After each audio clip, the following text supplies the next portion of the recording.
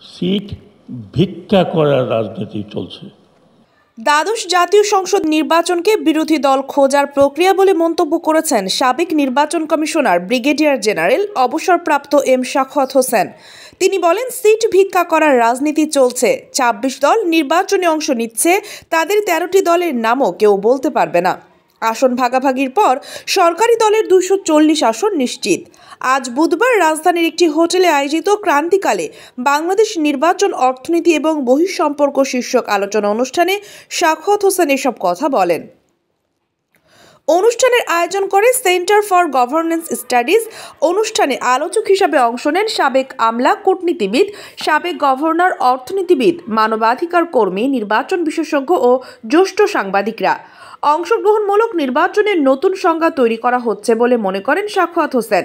তিনি বলেন, কেউ কেউ বলতে চাচ্ছেন জনগণ অংশগ্রহণ করলেই অংশগ্রহণমূলক, তাহলে স্বৈরশাসকদের সময়ের নির্বাচন নিয়ে প্রশ্ন তোলেন কেন? অংশগ্রহণমূলক মানে যারা চ্যালেঞ্জ জানাতে পারবে, প্রতিযোগিতামূলক নির্বাচন করতে পারবে, সেসব দলের অংশগ্রহণ। সাখাওয়াত হোসেন বলেন, যেই দলই এসেছে তারা ব্যবস্থাকে দুর্নীতিগ্রস্ত করেছে। ৫% ভোট পড়ছে, তা অন্তত ১৫% দেখানো হচ্ছে। ভোট পড়ার যে হার, তা বিশ্বাসযোগ্য কিনা? সবকিছু ঠিক থাকলেও আগামী নির্বাচনে ২০ থেকে ২৫% ভোটার উপস্থিতি হবে কিনা তা নিয়েও সন্দেহ প্রকাশ করেন তিনি। এই নির্বাচনের পর দেশের রাজনীতি হারিয়ে যাবে বলে মনে করেন সাবেক নির্বাচন কমিশনার। তিনি বলেন, প্রতিদ্বন্দ্বিতাপূর্ণ রাজনীতি আর দেশে থাকবে না। উদার গণতন্ত্রের কথা ভুলে যেতে হবে, বিশেষায়িত গণতন্ত্রে প্রবেশ করব। আগামী নির্বাচনে সরকারি দলের হারার সুযোগ নেই বলে মন্তব্য করেন নিউ এজের সম্পাদক নুরুল কবির। তিনি বলেন, গণতন্ত্র প্রতিষ্ঠার প্রাথমিক পদক্ষেপ সুষ্ঠু নির্বাচন।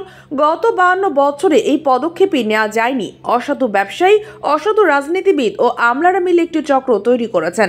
এই চক্র ভাঙা ছাড়া পথ নেই। সরকার মানুষের আকাঙ্ক্ষার বিরুদ্ধে একদলীয় নির্বাচন করতে যাচ্ছে বলে মনে করেন নুরুল কবির। তিনি বলেন, ভারত, রাশিয়া ও চীন সমর্থন দিচ্ছে। তাদের কাছ থেকে আমরা অর্জিত আয় দিয়ে পণ্য ক্রয় করি। ইউরোপ, আমেরিকায় পণ্য রপ্তানি করে আয় করি। এক জায়গায় আমরা খরচ করি, আরেক অঞ্চল থেকে আয় করি। স্বার্থ কোন দিকে বেশি, সেই অর্থনৈতিক অঙ্ক হিসাব করতে হবে। অনুষ্ঠানে সভাপতিত্ব করেন সিজিএস এর চেয়ারম্যান মঞ্জুর আহমেদ চৌধুরী। সঞ্চালনা করেন সিজিএস এর নির্বাহী পরিচালক জিল্লুর রহমান। ডেস্ক রিপোর্ট, বার্তা বাজার।